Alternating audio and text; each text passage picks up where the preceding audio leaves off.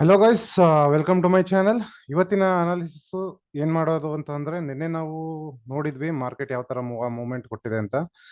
ಇವತ್ತು ಸಹ all time ಹೈಗೆ ಹೋಗಿದೆ. ಆ, ಈ ಆಲ್ ಟೈಮ್ ಹೈ ಇನ್ನೂ ಎಷ್ಟು ಹೋಗುತ್ತೆ ಅನ್ನೋದನ್ನ ಅನಾಲಿಸಿಸ್ ಮಾಡೋದಾದ್ರೆ, ಇನ್ನು ಎಷ್ಟು ದೂರ ಹೋಗ್ಬೋದು ಇದು ಆಲ್ ಟೈಮ್ ಹೈವರೆಗೂ ಅಂತ. It's very simple.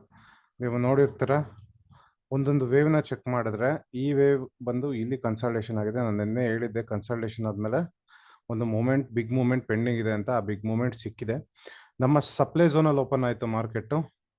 ನೀವು ನೋಡಿರ್ಬೋದು, ಆ್ಯಕ್ಚುಲಿ ಇದು ನಮ್ಮ ಸಪ್ಲೈ ಝೋನ್ ಆಗಿತ್ತು ಅಲ್ವಾ. ನಿನ್ನೆ ನಾವು ಮಾರ್ಕ್ ಮಾಡ್ಕೊಂಡಾಗೆ ಸಪ್ಲೈ ಝೋನಲ್ಲಿ ಓಪನ್ ಆಗಿ ನೆಕ್ಸ್ಟ್ ಸಪ್ಲೈ ಝೋನ್ಗೆ ಹೋಗಿ ವಾಪಸ್ ಬಂದು ಮತ್ತೆ ಸಪೋರ್ಟ್ ತಗೊಂಡು ಬ್ರೇಕ್ಔಟ್ ಆಗಿರೋವಂಥದ್ದು ನಿಫ್ಟಿಲಿ. ಓಕೆ, ಸೊ ಈಗ ನಮ್ಮ ಯಾವುದೇ ರೀತಿಯ ಸಪ್ಲೈ ಝೋನ್ಗಳಿಲ್ಲ ನಮಗಿರೋದೆಲ್ಲ ಬರೀ ಡಿಮಾಂಡ್ ಝೋನ್ಗಳು. ಆ್ಯಂಡ್ ಮಾರ್ಕೆಟ್ಟು ಇನ್ನೂ ಈ ಗ್ಯಾಪ್ನ ಫಿಲ್ ಮಾಡೋಕ್ಕೆ ಬರಲೇಬೇಕಾಗುತ್ತೆ. ಓಕೆ, ನಾಳೆನೇ ಬರುತ್ತೆ, ನೆಕ್ಸ್ಟ್ ಯಾವಾಗಾದರೂ ಬರುತ್ತೆ ಅನ್ನೋದು ಗೊತ್ತಿಲ್ಲ. ನಮ್ಗೆ ಯಾವುದೇ ರೀತಿಯ ಸಪ್ಲೈ ಝೋನ್ಗಳಿಲ್ಲ, ನಮಗಿರುವಂಥದ್ದು ಓನ್ಲಿ ಡಿಮಾಂಡ್ ಝೋನ್ಗಳು. ಸೊ ಮಾರ್ಕೆಟ್ ಈಗ ಮೂಮೆಂಟಮ್ ಕೊಟ್ಟಿದೆ. ಈ ವೇವ್ದು ಏನು ಮೂಮೆಂಟಮ್ ಇದೆ ನಾವು ಈ ಸ್ಕೇಲಲ್ಲಿ ಚೆಕ್ ಮಾಡ್ಬೋದು. ಅದಕ್ಕಿಂತ ನಾವು ಪ್ರೈಸ್ ರೇಂಜ್ನ ಚೆಕ್ ಮಾಡಿದ್ರೆ ಇನ್ನೂ ಚೆನ್ನಾಗಿ ಗೊತ್ತಾಗುತ್ತೆ. ಸೊ ಇದು ಎಷ್ಟಿದೆ, 240 ಪಾಯಿಂಟು. ಆ್ಯಂಡ್ ಇದು ಸಹ ಅಷ್ಟೇ ಮೊಮೆಂಟಮ್ನ ಕೊಟ್ಟಿದೆ.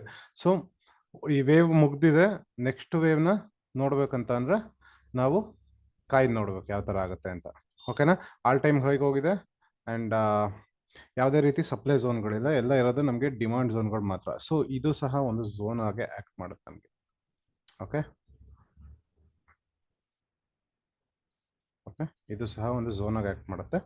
ಒಂದು ಸ್ಟಾಪ್ಗಳು ಇಲ್ಲೂ ಸಿಗ್ತಾ ಬರ್ತದೆ. ಓಕೆ, ಪ್ರಾಫಿಟ್ ಬುಕ್ಕಿಂಗ್ ಏನಾದ್ರು ಆಯಿತು ಅಂದರೆ ಮಾರ್ಕೆಟ್ ಕೆಳಗಡೆ ಹೋಗೋ ಚಾನ್ಸಸ್ ಇದೆ. ಇಲ್ಲ ಅಂತ ಅಂದರೆ ನೆಕ್ಸ್ಟ್ ಡಿಮಾಂಡ್ ಝೋನ್ಗಳನ್ನ ಕ್ರಿಯೇಟ್ ಮಾಡ್ಕೊಂಡು ಮೇಲೆ ಹೋಗುತ್ತೆ. ಬ್ಯಾಂಕ್ ನಿಫ್ಟಿ ಏನು ಹೇಳ್ತಿದೆ ನೋಡೋಣ. ಬ್ಯಾಂಕ್ ನಿಫ್ಟಿ ಇದು ಸಹ ಸೇಮ್ ಸ್ಟೋರಿ. ಸಪ್ಲೈ ಝೋನಲ್ಲಿ ಸ್ಟಾರ್ಟ್ ಆಯಿತು. ಈಗ ನಮ್ಮ ಈ ಸಪ್ಲೈ ಝೋನ್ಗಳೆಲ್ಲ ಡಿಮಾಂಡ್ ಝೋನಾಗಿ ಕನ್ವರ್ಟ್ ಆಗಿದೆ. ಸೊ ಇಲ್ಲಿ ಯಾವುದೇ ಇದೊಂದು ಸ್ಟ್ಯಾಟಿಕ್ ಝೋನ್ ಇದೆ, but this is also negligible ಅಂತಲೇ ಹೇಳ್ಬೋದು. ಯಾಕಂದರೆ ಇದು ಸಹ ಬ್ರೇಕ್ ಆಗಿದೆ. ಯಾವುದೇ ರೀತಿ ಸಪ್ಲೈ ಝೋನ್ ಇಲ್ಲ, ಉಳಿದಿರೋದೆಲ್ಲ ಡಿಮಾಂಡ್ ಝೋನ್ಗಳು ಮಾತ್ರ.